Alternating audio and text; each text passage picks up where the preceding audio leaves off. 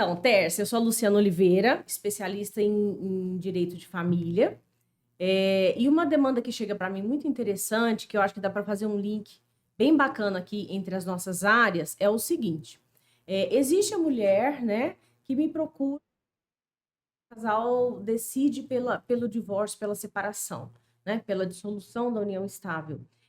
E essa mulher, muitas vezes, ela saiu do mercado de trabalho, ela é o alicerce da família. Então, o marido sai para trabalhar pela manhã, os filhos saem para estudar e ela trabalha, e trabalha muito em casa. Começa a entrar nessa crise conjugal, que ela começa a suscitar essa possibilidade da separação. Ela fala assim: meu Deus, eu vou viver do quê? E se eu sofrer um acidente? E se eu tiver enfim, como eu consigo sair dessa situação? E ela se torna refém financeiramente de um relacionamento. E aí eu falo, olha, procure um advogado especialista em direito previdenciário para você começar a fazer recolhimentos mensais e criar um vínculo com o INSS, né? Eu acho que a mulher tem que ter muita consciência, principalmente as mulheres do lar, né? Que cuidam da sua família, né? Com são remuneradas. E essa situação da mulher ser refém de um provedor, né? Ela não é saudável. E aí, eu te pergunto, né, especialista na área, como nós podemos orientar essas mulheres, doutora Tércia? Luciana, muito bom esse seu questionamento. Eu falo muito. Existe um tipo de contribuição no INSS que a gente chama de contribuinte facultativo. A pessoa tem a faculdade de contribuir. E mesmo sendo esse tipo de contribuição facultativa, ele terá todos os benefícios que uma contribuição como contribuinte individual ou como empregado terá junto ao INSS. Então, esse tipo de contribuição ela é muito importante para a dona de casa, para a estudante. E a dona de casa, porque a dona de casa, como você mesmo disse, trabalha e não pensa que ela teria que estar contribuindo, porque lá no futuro ela vai precisar de uma aposentadoria, no meio do caminho ela pode ficar doente, ou ela pode vir a morrer, a falecer, e aí ela pode deixar uma pensão por morte para os filhos menores, ela pode ficar doente, ela pode receber o auxílio-doença, ela pode ficar incapaz definitivamente, ela pode aposentar por invalidez. Então, é um tipo de contribuição que a pessoa, a dona de casa, que não exerce nenhuma atividade remunerada, ela deve sim contribuir como contribuinte facultativo. E a gente, aqui no escritório, a gente apresenta um tipo de serviço, de tipo de produto para essas pessoas, não só para essa, mas para todas, que é o planejamento previdenciário. Então, aquela dona de casa que não exerce nenhuma atividade fora, que não exerce nenhuma atividade remunerada, é importante ela fazer um planejamento e verificar sobre qual valor ela quer contribuir. Se é uma pessoa com a renda mais alta, ela pode optar por recolher sobre 3, 4, teto, 20% sobre esses valores a cada mês. Se é uma pessoa de baixa renda, que quer contribuir sobre um valor menor, a gente tem a possibilidade de recolher com a alíquota de 11% sobre o salário mínimo. Ela não vai poder ganhar mais do que um salário mínimo, mas ela tem garantido, se ficar doente ou se falecer, ou mesmo lá no final na aposentadoria, ela tem garantido aquele salário mínimo de subsistência, com a alíquota de 11%. Que significa hoje o quê? Hoje, em torno de R$ 147. Quer dizer, é um dinheiro de padaria, é um dinheiro que a pessoa tem que pensar. É um valor pequeno com um benefício grande. E, assim, vai contribuir durante todo esse tempo, no mínimo 15 anos, tá? A mulher tem que ter 62 anos de idade e, no mínimo, 15 anos de contribuição. Esse tipo de contribuição facultativa, a alíquota de 11%, só dá direito à pessoa se aposentar por idade.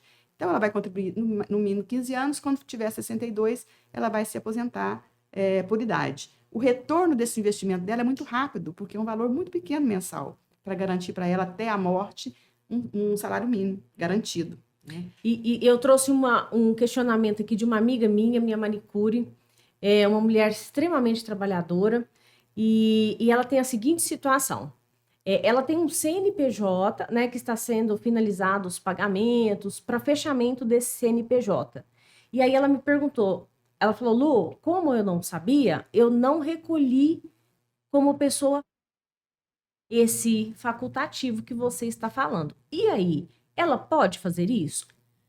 Pode, Luciana, mas assim, se ela continua trabalhando, independente dela ter CNPJ ou não, ela deve contribuir como contribuinte individual. É o autônomo, aquele eletricista, a manicure, a esteticista que não tem o CNPJ. Ela pode contribuir como pessoa física, como contribuinte individual. Agora, se ela resolver parar de trabalhar, não, eu não vou mais trabalhar, ou eu estou desempregada, ou eu não estou exercendo nenhuma atividade remunerada, aí é o facultativo. E é essa parcela aí de 140 e poucos reais por mês. É isso. Porque ela, como contribuinte individual, mesmo que ela não tenha CNPJ, ela também pode recolher no plano, a gente chama de plano simplificado, com alíquota de 11%. O valor seria o mesmo. A diferença que é contribuinte individual aquele que exerce atividade remunerada e é facultativo aquele que não exerce nenhuma atividade remunerada. Tá. E para essas pessoas que vão aderir a esse individual, bem simples mesmo, né?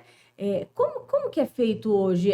Por exemplo, a pessoa nunca contribuiu. É carnê, é aplicativo, é site, o passo a passo. Olha, o contribuinte individual ele tem que fazer a sua inscrição. Se ele nunca contribuiu, ele tem que fazer a inscrição como contribuinte individual e colocar lá qual que é a função, qual que é a atividade dele. Se é manicure, se é contador, se é eletricista, a gente chama de inscrição. E daí ele passa a recolher. Pode recolher no carnê, que hoje em dia não é tão usual, porque no próprio site do INSS existe um local de emissão de guia, que é a GPS. E lá te dá a opção de você colocar a alíquota que você quer, o código que você quer. Tem uma tabela, eu até não vou falar, porque são vários números, a gente nem guarda, mas se colocar no Google, você vai ver lá os códigos de cada tipo de contribuição. Aí você preenche, é meio autoexplicativo. E imprime mensalmente e paga. Mas se porventura a pessoa não conseguir fazer, ela pode te contratar?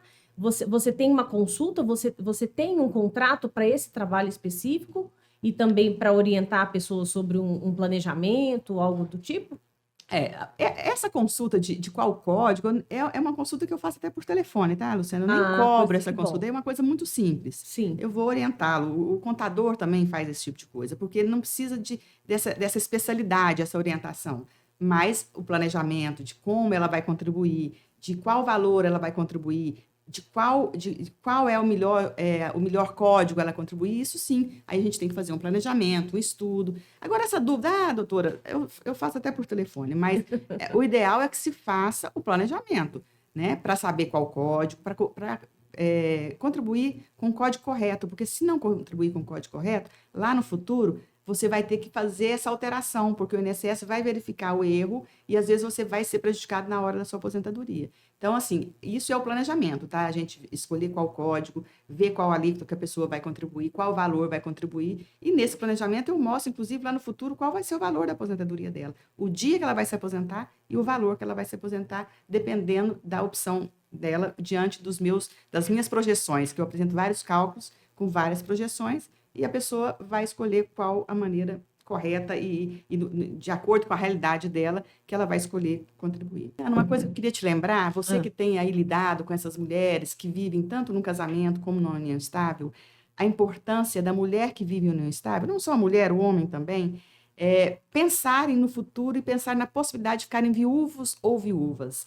Porque a pensão por morte da mulher casada ou do homem casado é muito simples. Deu entrada no INSS, é muito tranquilo, só com a certidão de casamento. A união estável, o INSS exige, no mínimo, 2 provas materiais. Então, as pessoas, às vezes, fazem aquele contrato, aquela escritura pública de união estável e acham que está resguardado. Só com aquela escritura pública, ela vai conseguir a pensão por morte do marido ou da esposa. Não é assim. O INSS exige que tenha 2. Então, se você tiver uma cliente que vive em união estável, mesmo jovem, tá? Peça para fazer provas de que vivem juntos, Sim. Através de comprovante de endereço no mesmo endereço, através de conta conjunta, sócio um dependente do outro em clubes recreativos, qualquer tipo de prova material, porque o INSS exige 2 provas materiais para você conseguir a pensão por morte. Então, essa dica para você dar para os seus clientes, eu acho que é importantíssimo. E uma coisa, pegando o gancho aqui, que eu ia falar e depois acabou passando, a pensão por morte, ela é cumulativa, né?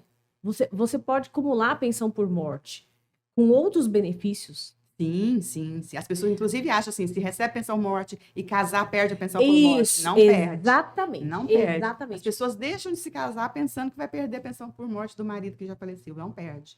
Não perde. O que existe, se você tiver uma pensão por morte e uma aposentadoria, isso é agora recente, tá? Depois da reforma da Previdência. Você tem que escolher o valor de um dos benefícios maior e o outro tem uma redução. E aí a redução é de acordo com o valor, ele é progressivo. Então, Mas- mesmo você casando, permanece... Não, eu estou falando em questões de você ter pensão por morte e aposentadoria. Então, vamos supor, uma pessoa trabalha e se aposenta. Sim, E aí o marido morre. Ela tem Isso. direito à pensão por por morte. morte. Ela tem direito de acumular os dois benefícios, aposentadoria e pensão por morte. Sim. O que vai mudar é que ela tem que escolher para receber integralmente o valor maior, escolhe um dos benefícios, e o outro menor tem uma redução progressiva de acordo com o valor. Entendeu? Tá ótimo. Então, isso são instruções que você que está lidando É. com as mulheres é importante ela Muito saber. muito bom esse conteúdo para mim, porque eu já aplico. Isso. Esse tipo de questionamento, ele chega muito no atendimento de direito de família. Sim, com certeza. E aí a nossa área tá bem linkada. Isso, sim. Tá bom, muito obrigada. Eu que agradeço.